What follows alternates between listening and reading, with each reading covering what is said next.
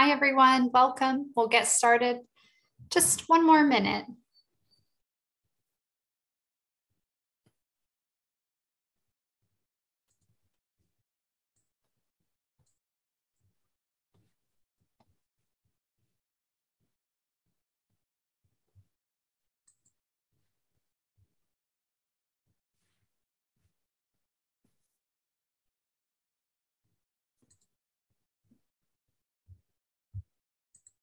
Hi, everyone. Welcome. We're waiting just a couple of minutes for other folks to be able to sign on.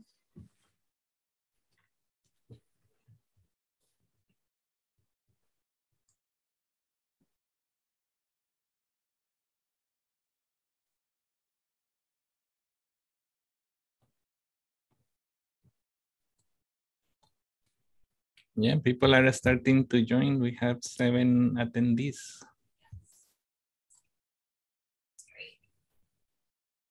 I see Lily's joined us. Hi, Lily. Hello.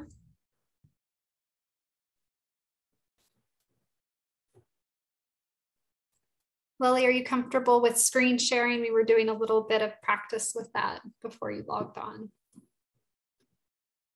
I think I should be fine. I made a little private room before I logged on and sort of tried to set everything up as best I could. I might need to do a little bit of adjusting once I share my screen, but I know how to. Okay, great. All right, I have that we're 1 minute after 2:30, so I'll go ahead and say a few words of welcome, and then we'll jump into our student presentation. So welcome, everyone. Thank you so much for joining us this afternoon. This is our second session of our Applied Ecology Minors Research Symposium. We have 4 students presenting this afternoon.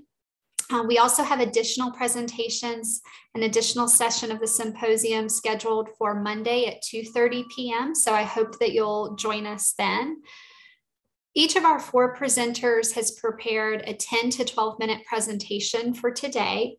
And after each presentation, there'll be a short 3 to 5 minute question and answer period. So please make notes of your questions that you all have during the presentations, and then ask them during that question and answer period at the end of the presentation. And if you do have a question at that time, we have a chat box that displays to everyone, participants and panelists. Or the presenters, or you can also put in the chat box that you would like to use the microphone, and I can enable you to do that on my end here. And we ask that once the presentations start, that only the individual presenting keep their camera on, just so it makes an easier viewing experience. And finally, we will be recording today's session, and we've actually already started recording. So just keep that in mind. And with that, we'll go ahead and start our student presentations. And up first, we have Hamilton McGinnis, and Hamilton will be presenting on snake and snake biodiversity in the United States and Canada. So without further ado, we'll turn it over to Hamilton. Hey, I'm Hamilton. Let me share my screen real quick. Yeah, just make sure it's the right size. All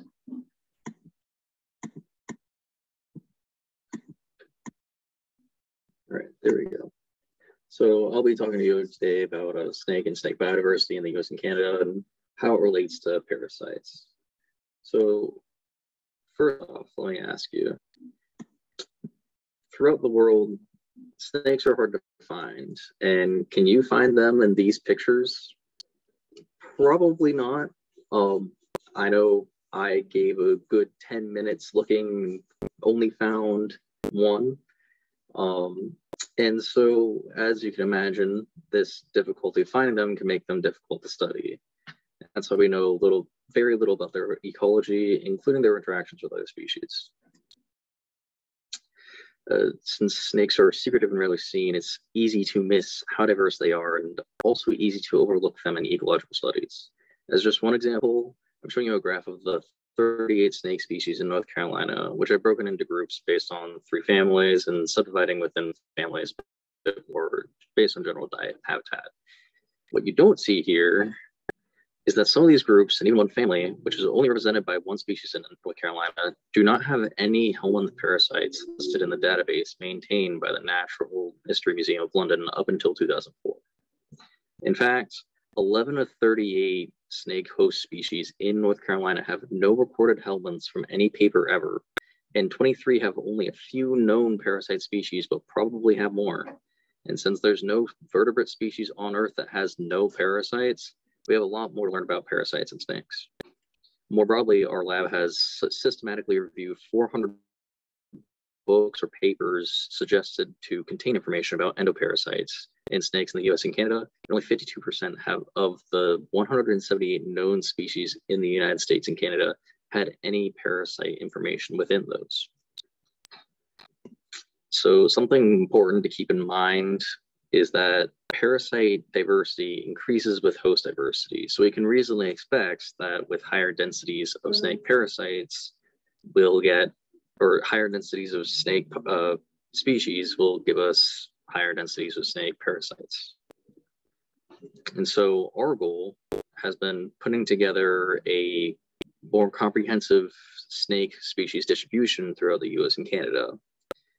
We've been working to develop a map of sorts that gives us a general distribution information, and you'll get a chance to see more of the research we've done on parasites specifically in North Carolina a bit later. A map like this one shows us the distribution of diversity in snake populations and gives us better approximations of where to start looking for snake parasites. The black spots you can see are actually the highest density spots of snake diversity, and they're marked for clarity so that you can see in southern North Carolina is the highest point of snake species density, and therefore likely also a great place to start looking for more snake parasite species. In order to produce these maps, we needed some very particular software that was made for map data analysis. Found ArcGIS to be ideal for this.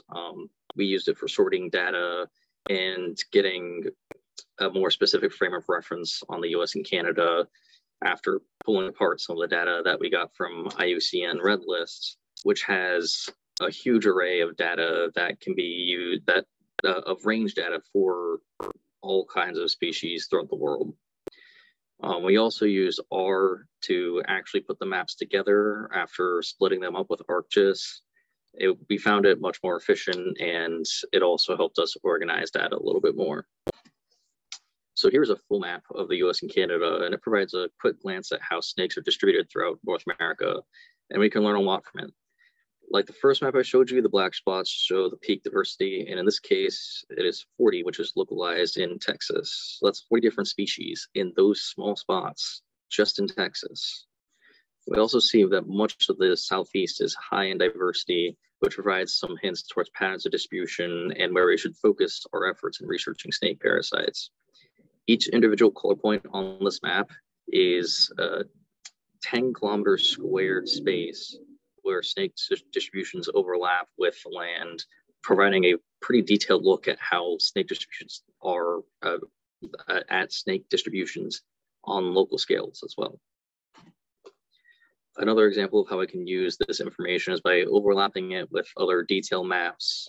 Up until now, I've only been showing you small snake distributions and strictly just that, but it's also important to consider abiotic factors that might influence snake diversity, like geographic features in human development. This map shows the diversity as it relates to topography, and these kinds of details can provide us better insight on how parasites may be distributed alongside snakes. Our ultimate goal is to combine distribution information with more interactive map options so that we can get details on areas of interest more readily. In this way, we can use, excuse me. In this way, we've decided to try and make a more interactive, comprehensive map of snake distributions. And we've actually found Earth Engine, which is a product from Google that is publicly available and free to use that takes map data and makes it a bit easier to manage. It's all cloud-based, cloud processed, and you can make some pretty interactive maps, and including user interfaces that allow you to adjust things and search for very specific locations. So it makes it ideal for looking at specific information on a much smaller scale. So with that said, are there any questions? Let me see.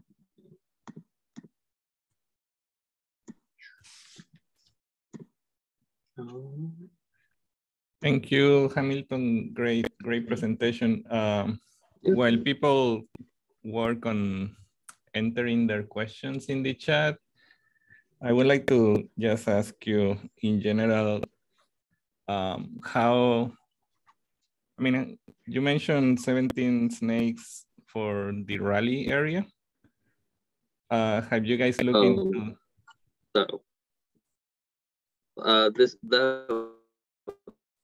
That was just an example of how we would want to represent this kind of information. But continue with your question real quick. Yeah, and I was wondering, because you're saying it's 17 species of snakes and 15 of parasites.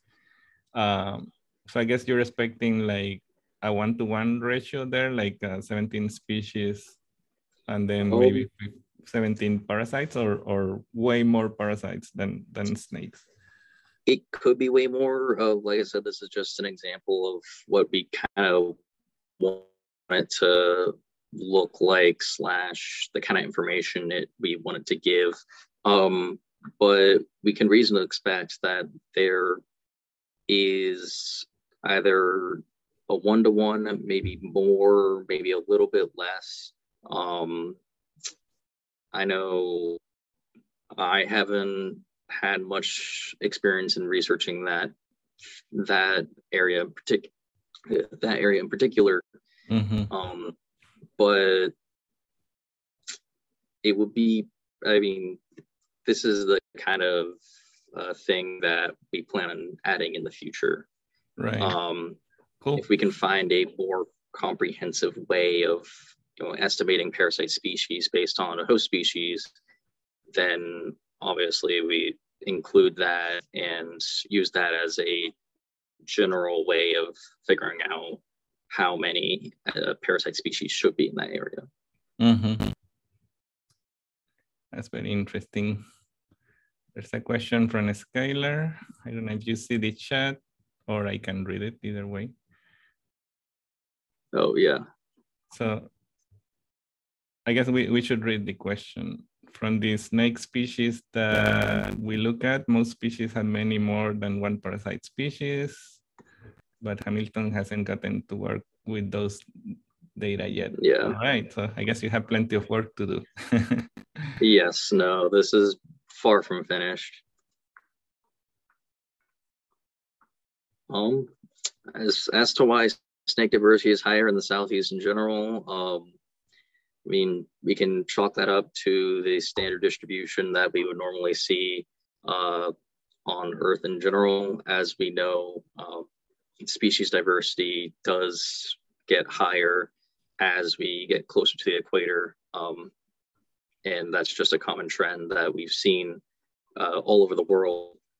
But more than that, we do know that, based on snake species and how the environments they prefer, especially, with most of them being, or all snakes being cold-blooded, it stands to reason that they would not migrate up north very much. Though it is interesting to note that let me show you the map again. Up here, there are even species up in Alaska and up in the tundras of Canada.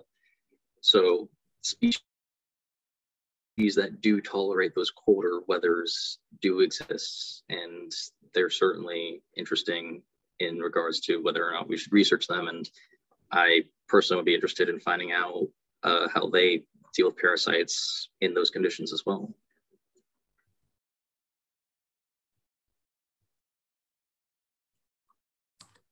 That's great. Thank you so much, Hamilton. Of course. Nice presentation, a nice overview of the work you've been doing. Yep. All right, great. It looks like it is right at time to move on to our second student presentation. So our next student who will be presenting is M. Trentham, and M will be presenting on Echinacea laevigata germination trial. I'll turn it over to M now. Thank you.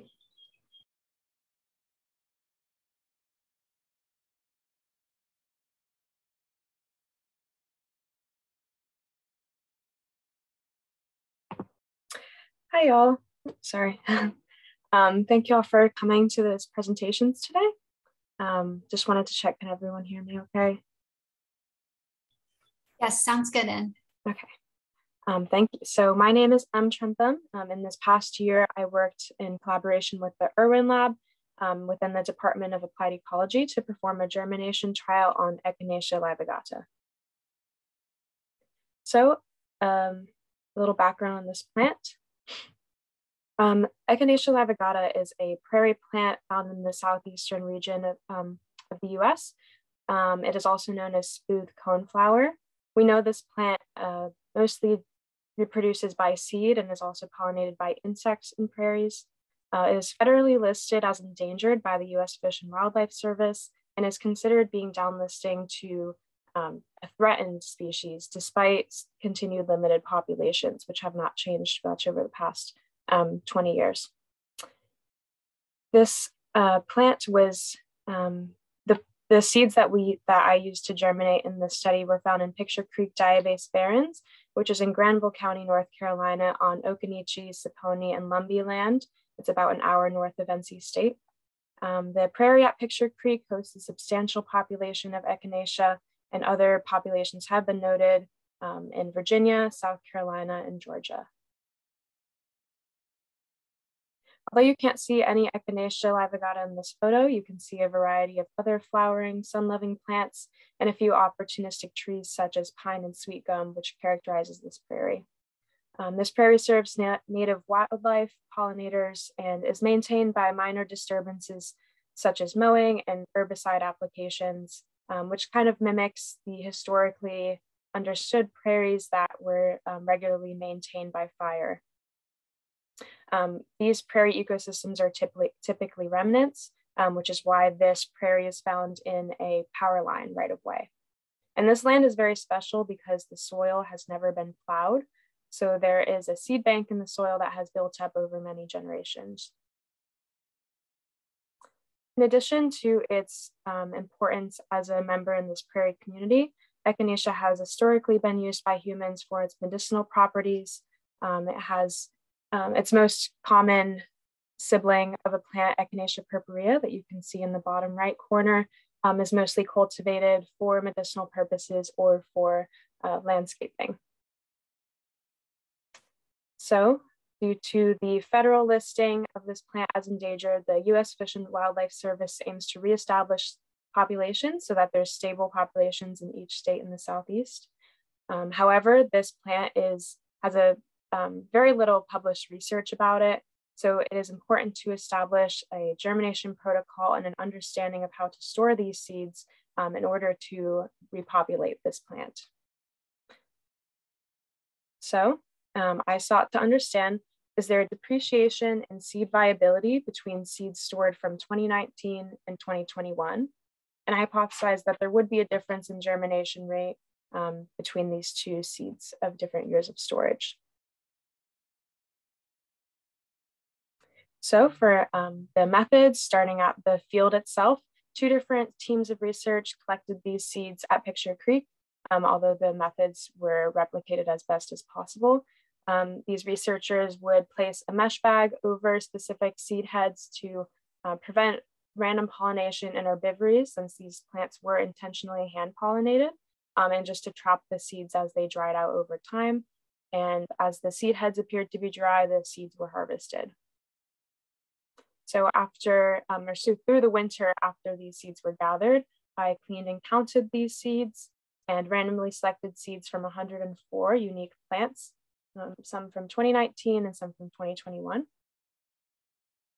These seeds were cold stratified in a dark refrigerator for 3 weeks, keeping the dishes moist. And then they were moved into a growing chamber at the Phytotron at NC State, where they were germinating under lights for 2 weeks.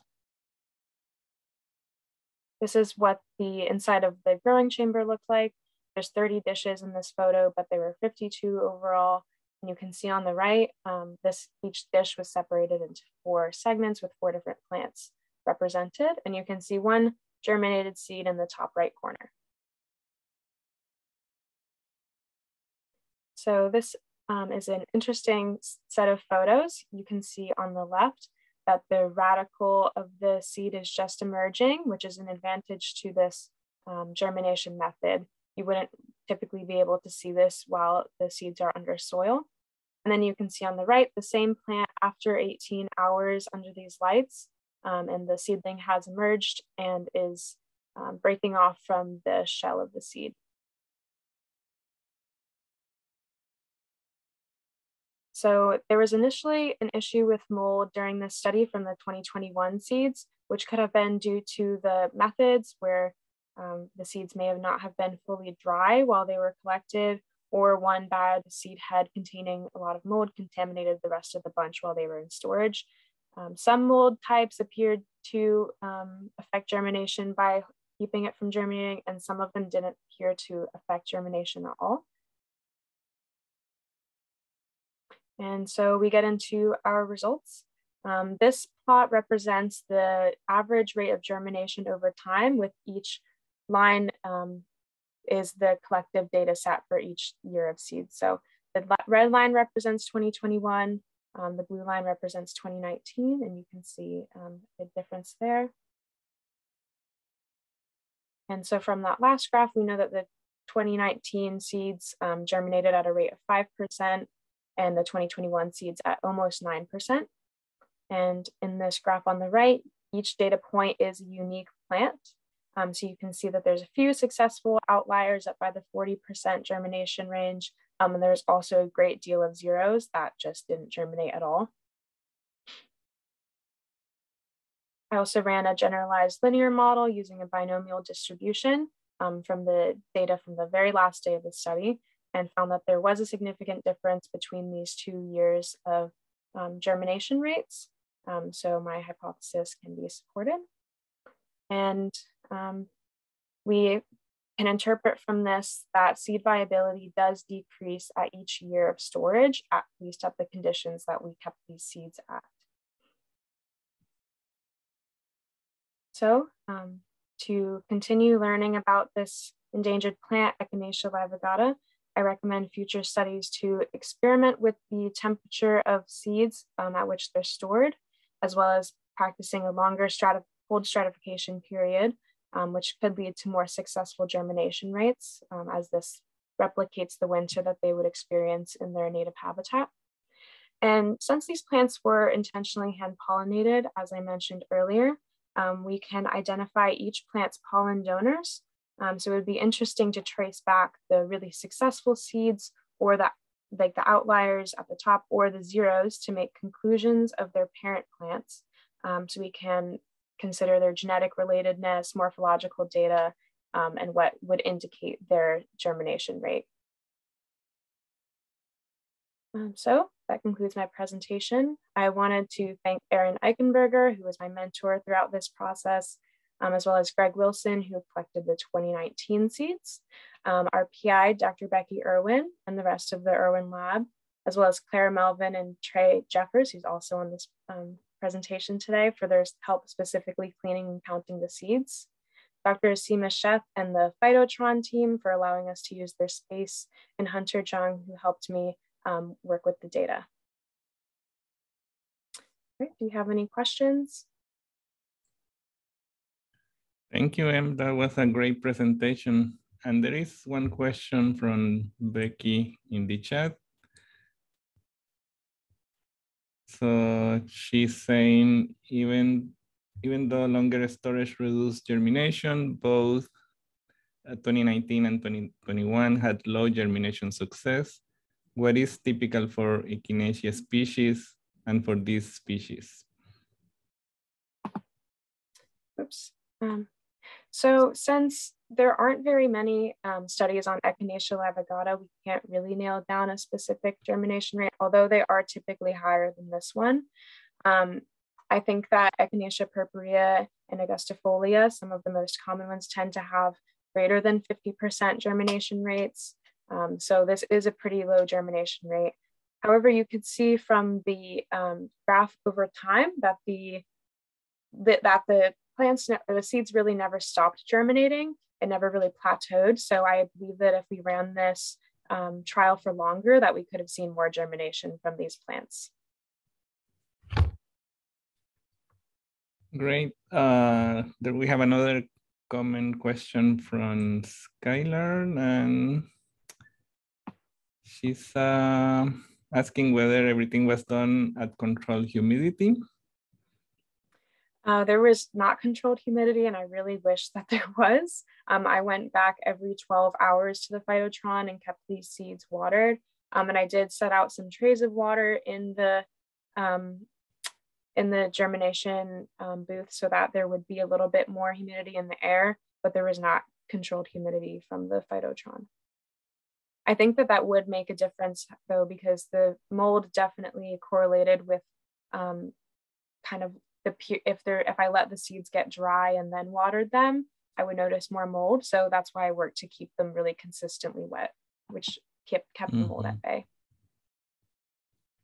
Great. And she has a follow-up question that says, do you think humidity or soil moisture varies much in the wild? And does that affect the seeds? I think that would definitely affect the seeds. I think that they probably would benefit from really consistent moisture, and with the amount of ground cover from different plants in the native prairie, there's a great deal of moisture held at the base of the soil.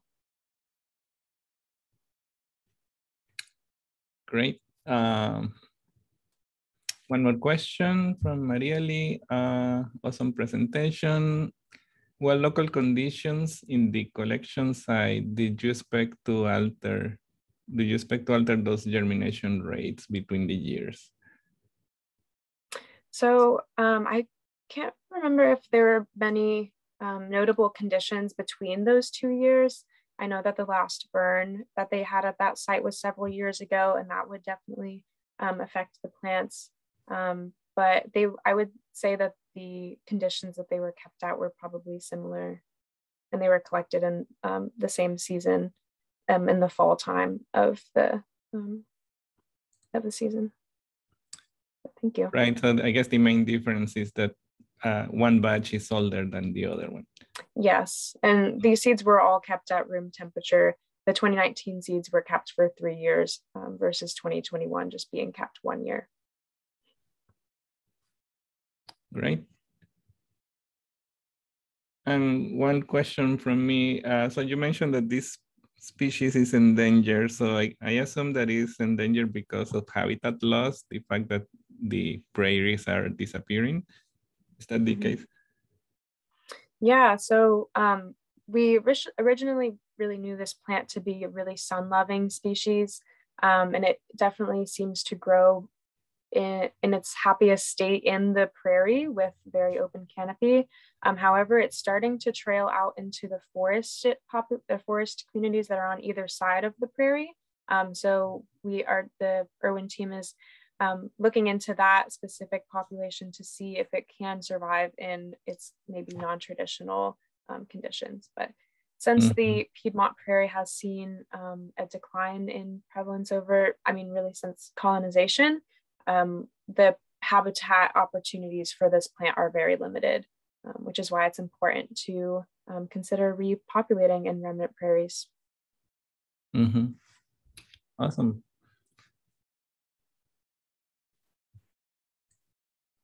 All right. Great. Thank you so much, Em. Well done. Thank you. All right, next up, we have Lily Zeller, and Lily will be presenting on optimal foraging and wildlife disease analysis in snails. So I'll go ahead and turn it over to Lily. Thank you. Okay, if you could give me just one moment, please, to figure out the slide here. Okay, I apologize. Give me just one moment.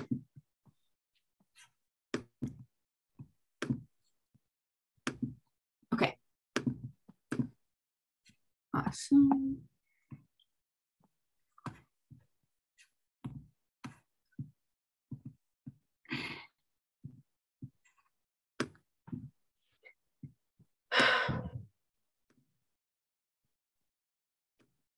Okay. Can everyone see everything all right? Yes. Yes, looks Okay. good. Awesome. Thank you for being patient with me. I apologize. It took me a little bit of time to sort of get going. But hi, everyone. My name is Lily, and I'm going to be talking with y'all today about optimal foraging and disease transmission in snails. Diseases are a major conservation concern for many wildlife populations. And here we have a couple examples of threats of diseases, such as amphibian chytrid fungus, which has caused global frog population declines. We have white nose syndrome as well, which has decimated North American bat populations, and black band disease, which has impacted a number of coral species. An aim of this experiment was to determine how closely related wildlife disease is to animal movement. And we often use mathematical models to determine or predict disease among populations. These models often make a number of assumptions to simplify the math for us, and it's important to assess these assumptions to determine how they impact our disease predictions. One assumption these models often make is that animals move around randomly in their environments. We know that animals often are not moving randomly through an environment, and an example of non-random movement is foraging behavior, which is the way an organism acquires and utilizes sources of energy and nutrients from its environment. Organisms pick and choose the best resources to support them, and they tend to stay close to that area until a certain amount of resources are depleted, and then they move on from that area. The amount of resources left when they move on is called the giving up density. So here we used snails to run a series of timed trials to assess how giving up density is impacted by snail density and different resource distributions. And our goal was to understand how foraging affects their movement so that we could account for their behavior in a disease model where we examined snail contacts and disease transmission. So getting into the methods of the experiment, we had 56 tanks with different algae distributions and snail densities, which I'll explain a little bit more later. We had created tiles with and without algae on them and placed them into the tank in specific patterns. We then added snails, which were painted with different color combinations on their shells for identification purposes. And we recorded their movement for 45 minutes to track the pathways of each snail. So from those 45-minute videos, I calculated the green area left on the tile from the algae when each snail left a tile, which can give us an estimate of the giving up density. With each snail in the experiment, I waited until it moved off of an algae tile and took a picture of it once the snail had moved off. I cropped the image and imported it into a program called ImageJ to find the total area and the total green area of the tile. And this equation graphic here shows how I calculated the proportion of algae left on the tile once the snail moved. This is a histogram that I created that shows how much algae was left when the snails moved off of their tiles across all tanks and all treatment groups. You don't see any zeros on here because even the full 45-minute duration of these trials wasn't enough time for the snails to totally clear off all of the algae from any of the tiles, even in the highest density snail treatments. We found on average, though, about 87.2% of the algae was still present when snails left their tiles, which I've represented here with a dashed line. So I mentioned before that there are different algae distributions that were utilized in the experiment, and these are the 7 that we used. The snail food was either uniformly spread over the tank, like the top left image, and then they were increasingly aggregated until all of the food was clustered into one corner, like the bottom right. We expected that the snails would spend longer or have lower giving up densities when resources were spread out because they need to spend energy finding and moving to those other resource patches. And this is what we saw. Across all densities, snails tended to stay longer on their tiles for the more uniform distributions. So there was less algae on the tile when they did leave. And here I have circled some notable points that seem to sort of break that trend. They're all from one tank where the snails exhibited some odd behavior. Whether we included this tank or not, the statistical model that we performed showed that the proportion of algae remaining when the snails left their tiles increased significantly with resource aggregation. So to put that in a little bit more simpler terms, whether we included this tank or not in the statistical model, it gave us the same results. So we also varied snail density from 2 to 16 snails per tank. And this time we expected that the more snails that inhabited a tank, the sooner that they would leave their patches because the algae would overall be consumed faster. And here you can see a significant negative relationship between snail density and the proportion of algae remaining, which supports my hypothesis. So overall, we saw that the proportion of algae remaining on a tile when a snail leaves is higher when resources are aggregated and lower when snail density is high. We're still working to understand whether the proportion of algae remaining on a tile once a snail leaves is the best proxy for giving up density. It could be that snails spend similar time on every patch and there's just less algae to go around in certain treatments, presenting the appearance of a change in giving up density among treatments. The results of this study are now being used in an agent-based model to compare disease transmission and optimal foraging behavior to random movement. For example, our snails seem to be making decisions to stay or leave their patches that affect their movement, but is that really any different than if they were just randomly moving around? From the model, we've learned that when animals use optimal foraging, their contact rates are lower and thus epidemics are less likely to occur if that animal movement was random. So foraging behavior does matter, but this part of the project is still ongoing. To recap some concluding points, we found that the mean proportion of algae left on the tiles was 87.2%. There was a negative relationship between snail density and remaining algae proportion, and the more algae remains on tiles when resources are aggregated.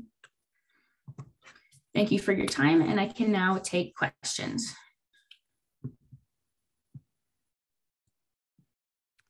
Great presentation, Lily. Thank you. So everybody feel free to enter your questions in the chat so we can relay those to Lily. One out of curiosity, so when the snails were eating on a tile, they were actually cleaning enough the tile that you could see a color difference? I mean, that sounds really cool that you can just take a picture. Yeah, so I would just wait until the snail moved off and you could see a distinct sort of pathway that the snail took. And sometimes there were more than one snail that were feeding on the same tile. And so you could kind of see, you know, where all of them came from and the different patches on that one tile that they were eating. So it was really cool to see that.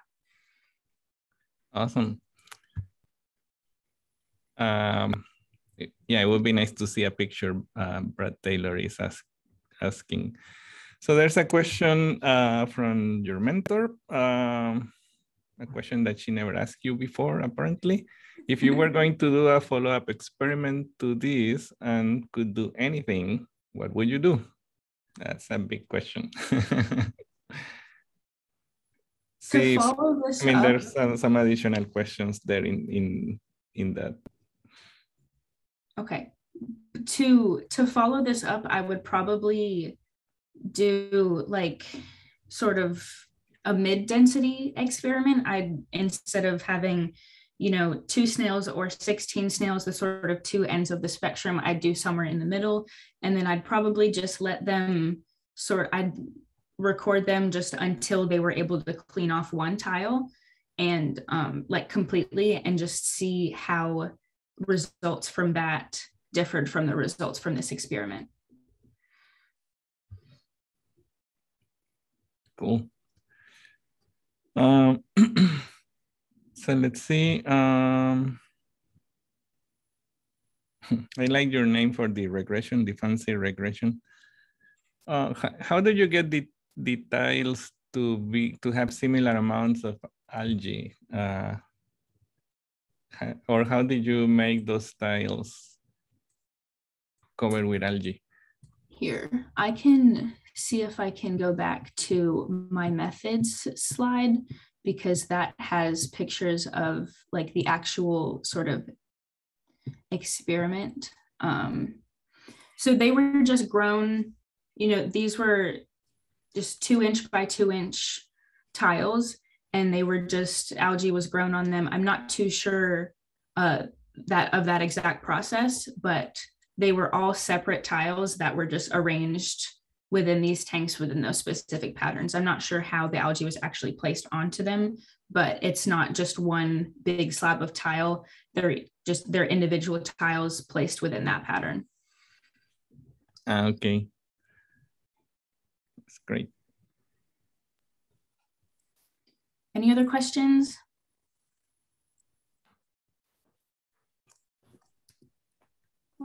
There's one from Brad Taylor. So these are algal and no algae tiles.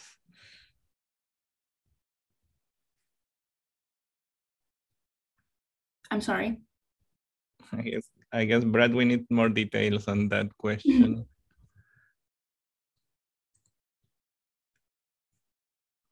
Okay, some have algae and some do not. Correct. Yeah. I guess the white ones, completely clear, do not have any algae at all. Yes. And then the kind of yellow greenish ones are the ones with algae. Yes. So when the snails were in one of those white tiles, were they moving faster, trying to find a place with food? Or, I mean, did you notice anything like that? I wouldn't say they were necessarily moving faster. I sort of noticed them taking a little bit of sort of different pathways. Instead of just straight across the tile, they were sort of exploring the tile to see if there was any leftover algae, or if there was really anything on the tile before they found an algae tile to move onto. So I wouldn't necessarily say that they moved faster on a tile without algae. Okay. And do they avoid each other? Like, if there were several snails near to each other, do they kind of stay in a group, or do they just kind of try to scatter and go in different directions? I would say that sort of depended on the snails like within the tanks. I wouldn't say that some were more, I guess, apt to cluster together and some wanted to stay further away, because I found tiles that had anywhere from 3 to 5 snails feeding on it at one time, and they're 2 inches by 2 inches, so they're really not that big. But I found multiple snails feeding on the same tile. Sometimes there were no snails on an algae tile. Sometimes there was just one that was having a little heyday on it. So it really just depended on, I guess, the attitude of the snails in the experiment. I didn't really see anything anything on either end of the spectrum on that. Mm-hmm. Who picked the colors for the marks? I honestly have no idea. They look very colorful. Yes, it really helped to determine who was who within the experiment, especially in the higher density treatments. Yeah, and Skylar just shared a link for a picture if people want to see how the tracks look like after the snail was consuming the algae, you can click on that. All right, so I don't think we have any more questions, Lily. Thanks. Awesome. Yep. Thank you all so much. Yes, well done, Lily. Thank you. Thank you. Up next, we have Trey Jeffers, and Trey will be presenting on parasites of snakes in North Carolina. I'll turn it over to Trey now.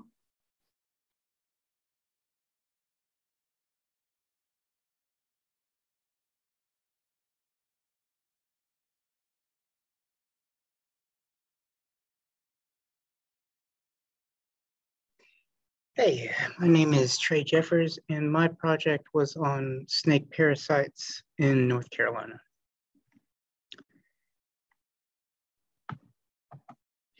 So there are about 38 snake species that can be found in North Carolina, and this is due to the variety of different habitats that can be found in the state.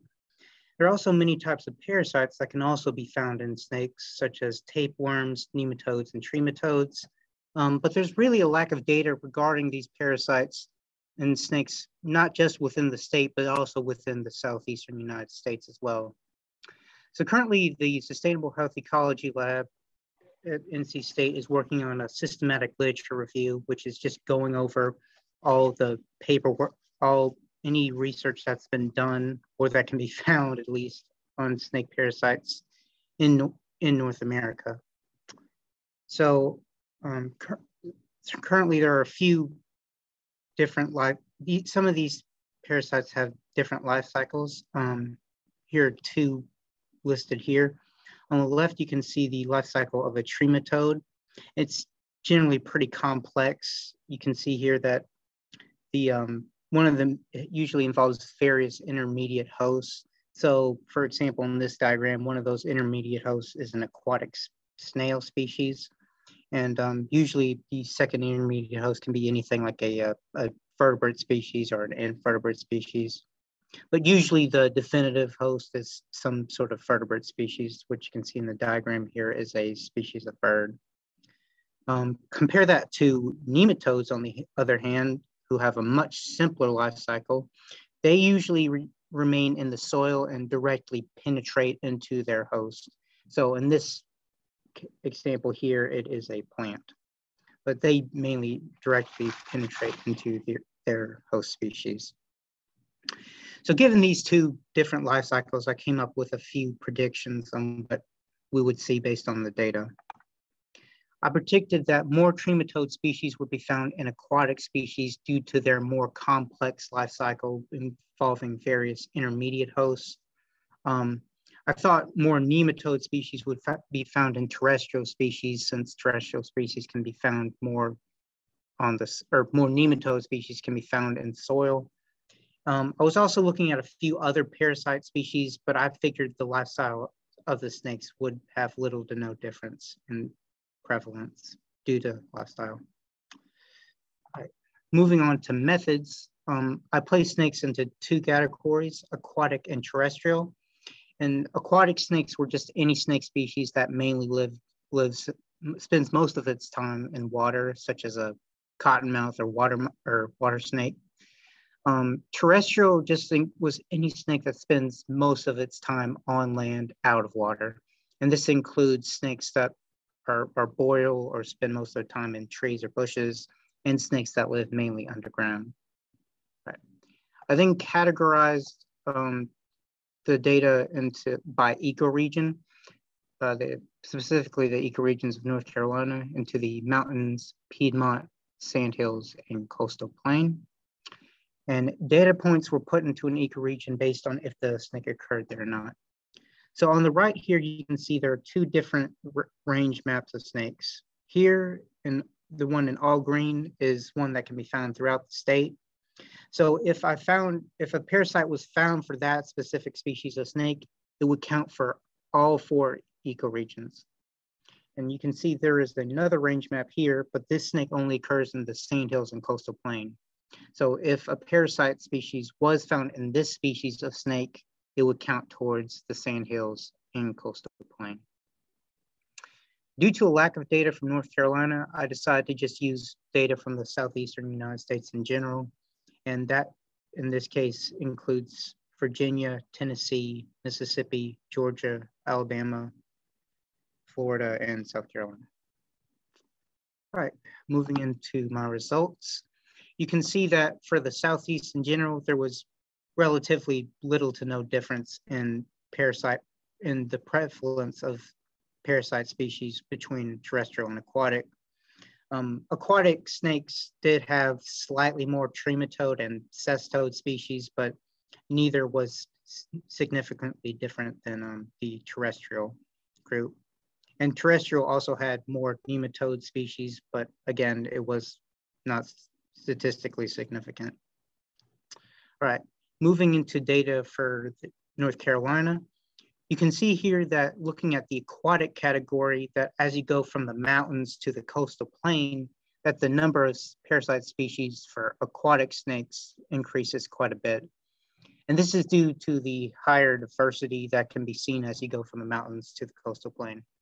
So for example, in the mountains, there are only 2 aquatic snake species, at least 2 that were counted as aquatic for this research topic.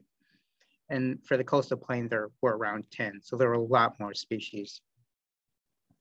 However, you can see that for the terrestrial group, as you go from the mountains to the coastal plain, the number of parasite species is basically the same. And this has to do with the fact that although species richness does increase as you go from mountains to the coastal plain, several of these species have not been studied, or have not been surveyed rather. So you can see that there are 19 snake species that can be found in the mountains, 6 of which have not been surveyed. And for the coastal plain, there are 37 species that have of snake, but 13 of these have not been surveyed. So it's the same proportion, but even of that, it's the same proportion. Several of the ones that have been surveyed have not been surveyed significantly, or extensively rather. So there's still a lot to learn about snake parasites within the snakes of North Carolina. All right, I'd like to thank my mentors, Dr. Skylar Hopkins, the assistant professor in the Department of Applied Ecology and principal investigator of the Sustainable Health Ecology Lab, PhD student Alex Nelson, who was in the same lab. I'd also like to thank everyone else who was working on the systematic literature review. And that's all I have. So if anybody has any questions, I am now open.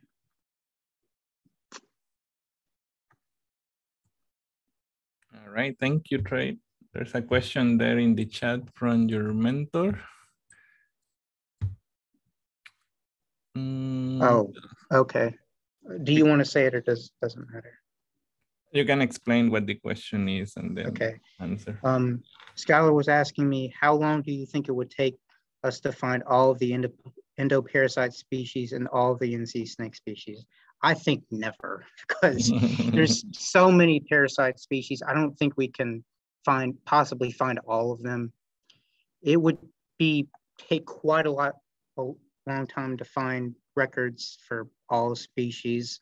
And personally, I don't think we should be going out there harvesting every single species, because some of these species are endangered. But I think if we can opportunistically take roadkill to find what we can, I think that would be great. There's a question from Marieli. Did you get to look into if there are difference in the vulnerability to parasites between snakes or species or regions? So I did do a little comparison between parasite families, and there was not any significant difference between that. And as for regions, I just did the ecoregions of North Carolina. Mm-hmm, mm-hmm.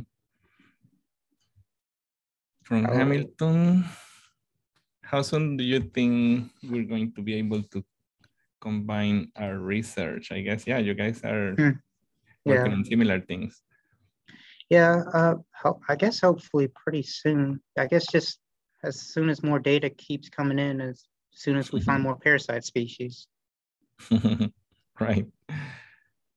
Just out of curiosity, Trey, so you divided the species in aquatic and terrestrial, the snake species, and I don't know much about snakes from North Carolina. The aquatic species stay really most of the time in the water, or do they kind of go around, go back to riparian areas or? Yeah, they will, some of these species will spend a good amount of time on land. Like, I'll go back for a second here.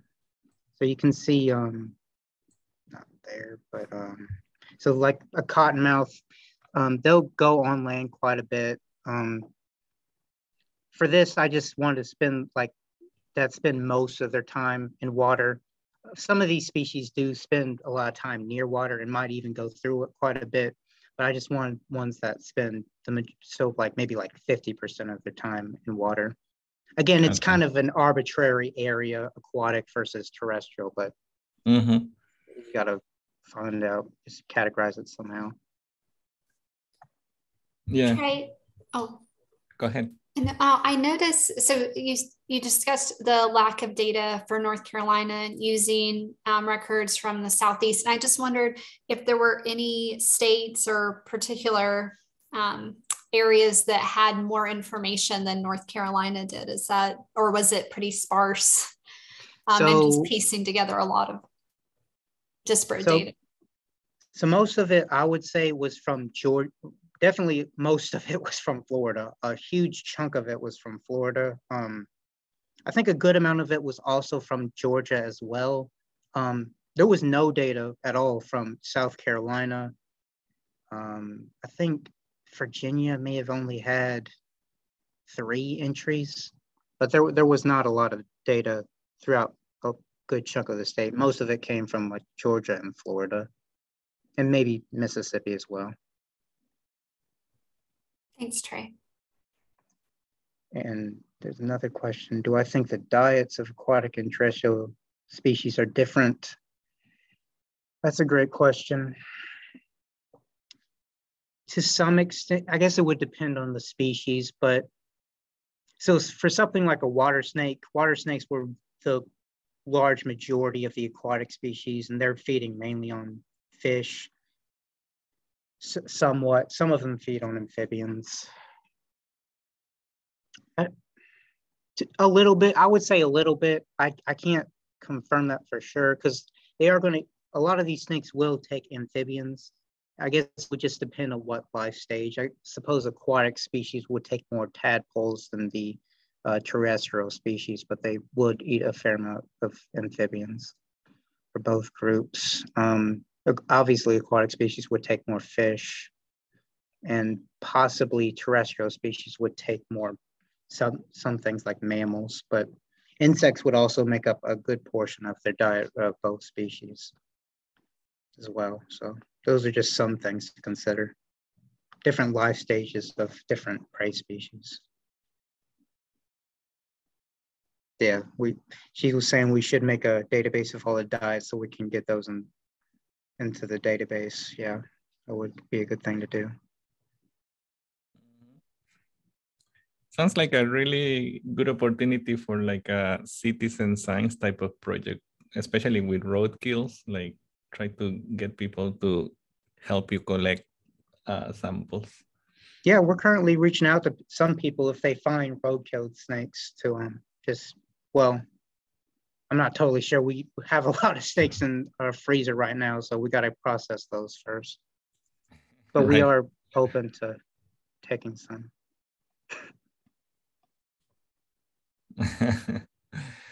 And I guess that's an advertisement from Skylar if you find a dead rainbow snake.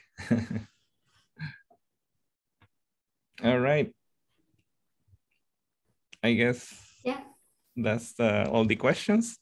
Yes, and I'm sorry I did not give Hamilton. Well, first, Trey, thank you very much. Very nicely done. Very interesting. I cheated Hamilton out of a few minutes of questions, and Hamilton's comment to Trey made me want to ask one quick follow-up question to Hamilton while we have time. And that was what opportunities you see to engage the public in the work that you and Trey are doing. What opportunities you see there for the future? That is a pretty good question. I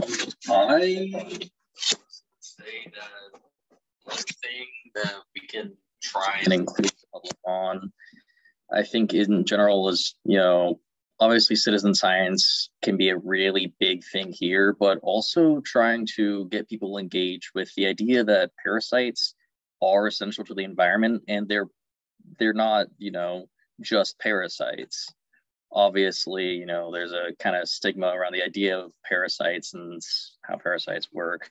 And one of the things I kind of realized while going through this entire project that part that I've been doing has been that parasites are essential to the environment. And I think there's a lot of really interesting parasites, and their life histories are very interesting because they're so diverse.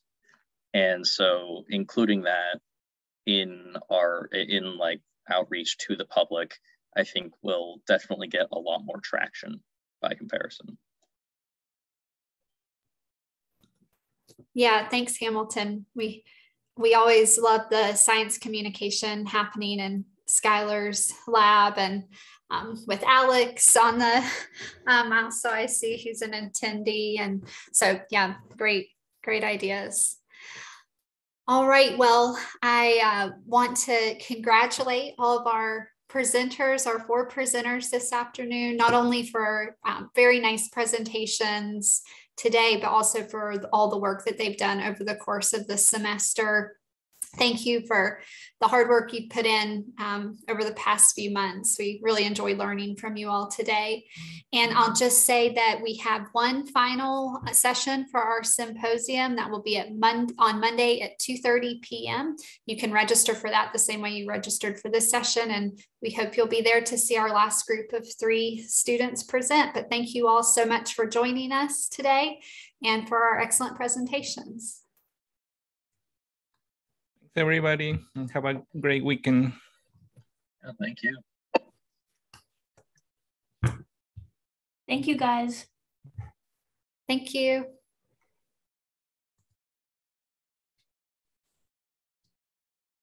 That's it. We lost all the attendees. I guess we can